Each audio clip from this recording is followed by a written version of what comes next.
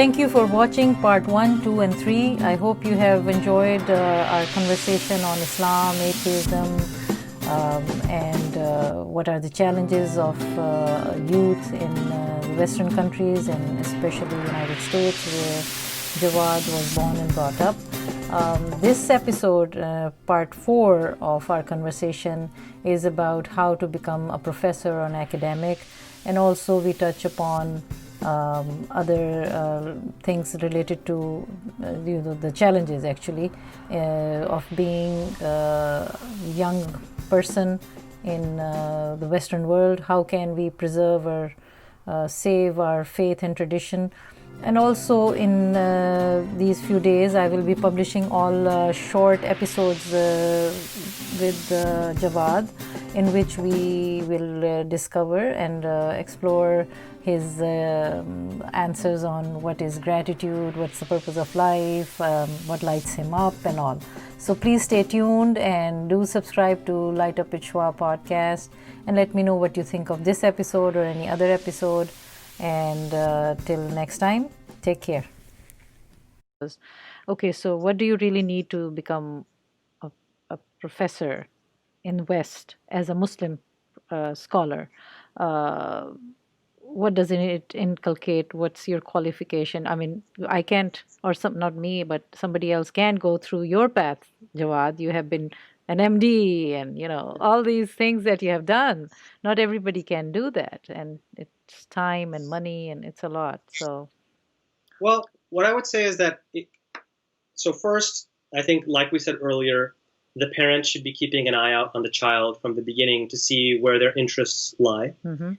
And where their abilities lie as well. So yeah, that's the thing. I would say that the more highly skilled and, if you have a brilliant child, then I think the possibilities are much broader, actually. So if you have a child who's very brilliant and they want to go into and go into study history or English or something like that, I think the risk is much less than if you have a kid who may, and whether they're brilliant or not is another thing, but they may not be as motivated. Yeah. So I do think that humanities can sometimes be a refuge for people who, so even though it's very hard in humanities to be at the top, it's very easy to coast in the humanities compared to maybe medicine. There's a much higher bar, but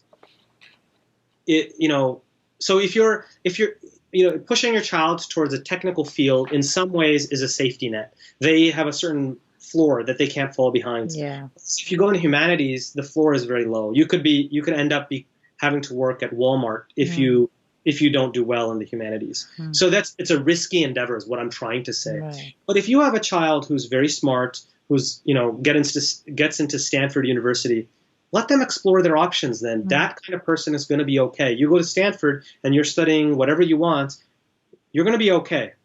Really, if you have a plan, you're dedicated to it, and you go forward, you're going to be okay.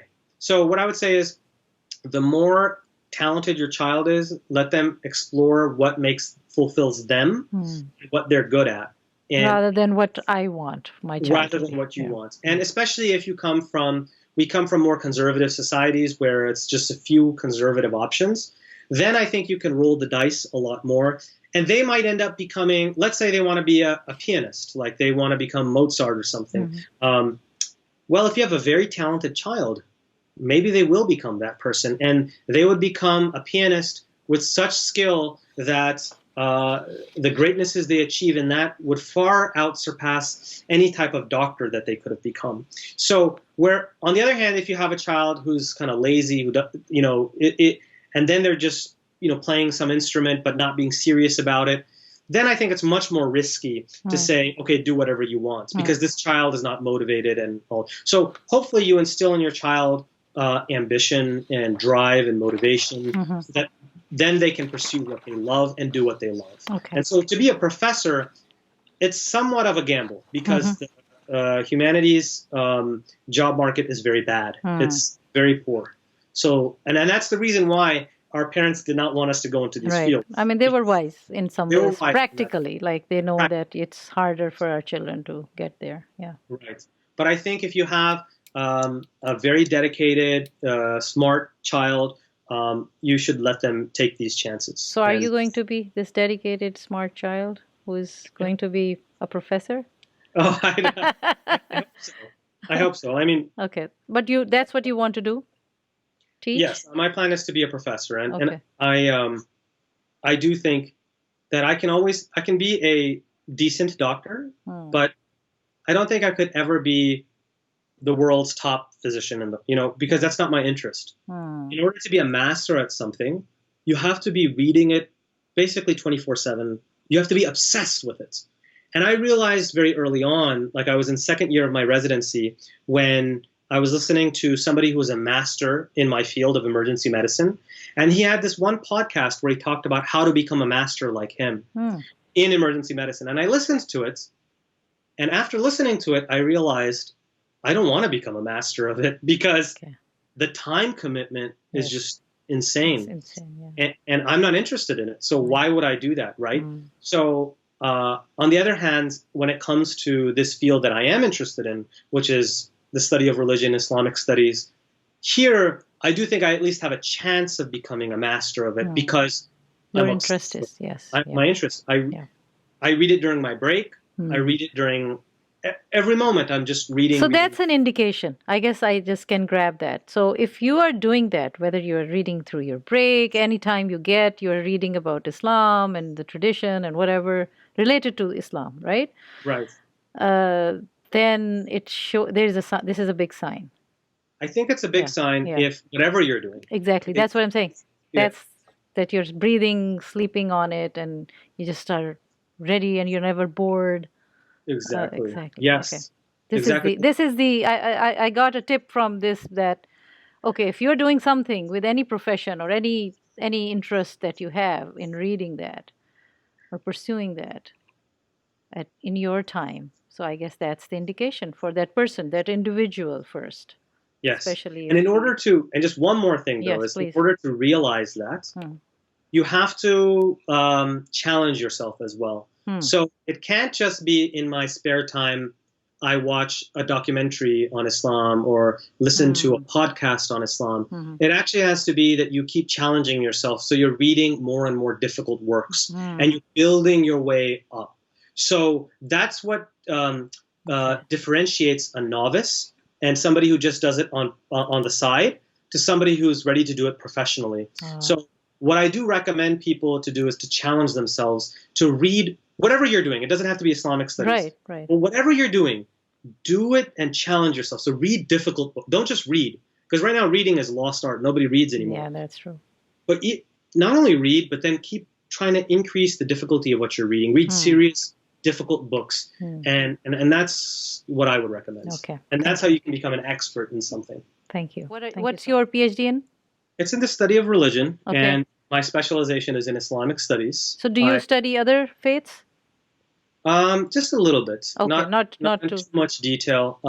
So I do study, because my dissertation topic is on jihad. Okay. I do study religion and violence in other faith traditions. So that is one of the things that I do study. So I do study a little bit of Christian theology as well as Western philosophy. And the reason why I study Western philosophy is because many of the thinkers that I'm interested in were interacting with Western philosophy. And on that note, as far as parenting and education is concerned, I would say the one area I think we should instruct our children in and guide them to at a very, I'm talking about high school level, they should start studying philosophy, because that is something that I never studied before I went back to the university, actually, and I was amazed at my ignorance of this subject. Do you have any comment or any suggestion or any experience that what is the right range of age or zone of age that children should be introduced to interfaith relations or interfaith discussions? Or That's a great question. What I would say is on a meta level, I believe in unity through diversity. So I don't believe necessarily in what can be called maybe a melting pot.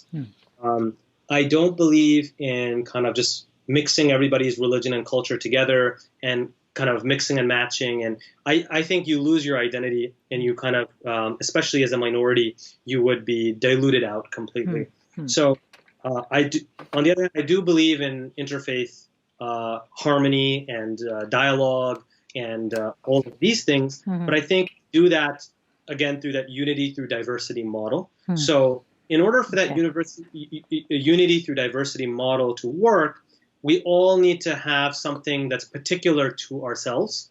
So I do want my children, my imaginary children, to grow up going to the mosque, going to the Friday Jummah prayers. So I think these are important religious and cultural institutions that we should hold on to. So, I mean, there is a model in the West of certain liberal Christian, and now they're kind of called post-Christian models, in which they kind of just mix everything together, and that's fine. That's good for them if they like it. But I don't advocate this myself. So to answer your question, I do think we have, especially with the next generation, there's a lot of variable that my generation may not know the answer to, because I had that benefit again of my parents who came from this conservative religious background, traditional conservative background, which I may have kind of found annoying at times and kind of backward at times, but it at least grounded me so that when I expanded my mind to like explore other faith traditions and cultures, I came from such a deep well and deep tradition that there was no chance of me losing myself. But I fear that with the next generation, maybe that won't be the case. Maybe they don't come with all of that. I always think it's better to come from, maybe it's because I grew up that way, but I came from a very religiously conservative, traditional background, and then I kind of expanded myself and moved, I would say, in a more liberal direction. I think I benefited from that. I fear that if our children start from a completely liberalized standpoint, they may have nothing to stand on. There will be more tendency to because you're not really grounded. You're not grounded in tradition, right? So to answer your question, I think you would have to slowly do it. I don't know the exact age. I don't have that parenting experience for that. Right. But what I would say is that definitely ground your kids, your children, in your own Islamic tradition and identity. And the one thing I think about along this lines is things that my generation was like, that's not a big deal. I can now see why in the next generation that will be a big deal. And I'll give you an example. Growing up, up until maybe 2-3 years ago, I was of a different viewpoint on this issue, which was the issue of, it's really a minor issue, but allow me to just use it as a symbol. Sure. So a Christmas tree, for example. A couple years ago, I was totally okay with the idea of a Christmas tree in the house. Yes. That's a very good topic. Thank you for saying it. I realized that me having a Christmas tree in my house is very different than what maybe my children having a Christmas tree would be. The reason is I come from this conservative religious tradition where I have no worry about losing that at all. At least me specifically, because I grew up that way. But then I look at some of my friends who are on a different spectrum. They're not as religious. They're not as cultural. And then when I go to their houses and they might have a Christmas tree, it's very different, I think. So whereas I have a Christmas tree in my house, if I didn't, but if I did, it would be because I'm a Muslim and I believe in interfaith harmony and being tolerant and being kind and loving everyone no matter what their religion. That's why I'm doing the Christmas tree, right? To instill those values. Right. But I realize someone else might be doing a Christmas tree because they've completely left the boat and now they're, they don't have that identity anymore, So I'm not where I am now is I'm probably not going to do the Christmas tree, right? But I am going to teach my kid that respecting other people of other faiths is important, loving everyone is important, but being Muslim and identifying with our traditions and our culture and our religious practices is also very important. And so that's how I would fall. So I Yeah. think it's very important that we celebrate Eid, we go to the mosque, we do these things so that they grow up as Muslim. Yeah. And if we don't, I think it's going to all be lost. Yeah, yeah. And in fact, nothing against anybody, and I'm very much in interfaith, and I respect all the faiths and traditions. But um, let's say if we talk about Christians or Jews, so majority who you meet, they're not Orthodox, right? Right. So they are even not practicing their own tradition and faith. That when I ask or learn, and I want to learn from them, they half of them don't know what they are. So And, most of the people are not even practicing. and you'll see that if you look at the practicing ones that are Christians or Jews, Yeah.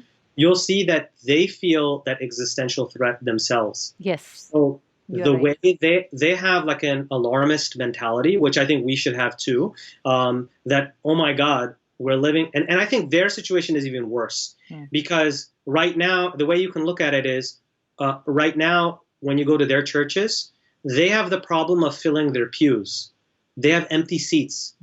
Whereas we have the problem of not enough parking in the parking lots. Yeah. That is Which is a good problem. that's a much better problem, though, Yes. actually. If you think about it, that's a much better problem. Yes. But I do think in 2 generations, we're going to have the opposite Yeah. problem. Yeah. We're If gonna we have, don't value and manage. if we don't do this correctly, I Yes. think we're going to have the empty pew problem. Yeah. And we're going to miss out because right now we're just riding the wave of that conservative religious cultural tradition we grew up with. That's and a good point. Once you kind of demoor yourself completely from that, then I think it's going to be empty pews. Yeah. And so I think you're right. I think we need to learn from Christians and Jews who are trying to practice their faith and inculcate that in their families. Yeah. Because they are feeling that threat, and we should feel that threat too. Thank you for watching part 4 with Jawad Hashmi. I hope you enjoyed our conversation about how to become a professor and what are the challenges of becoming a professor and an academic in the Western university or in the Western country. Please remember to subscribe, share, rate, and review this podcast. And also let me know what you think of this episode or any other episode. And I hope you will enjoy the upcoming conversations. They will be very short and we'll be addressing on different topics. And hope they are helpful for you to discuss with your children and your loved ones. And I would appreciate if you can share this podcast and support my work. Thank you.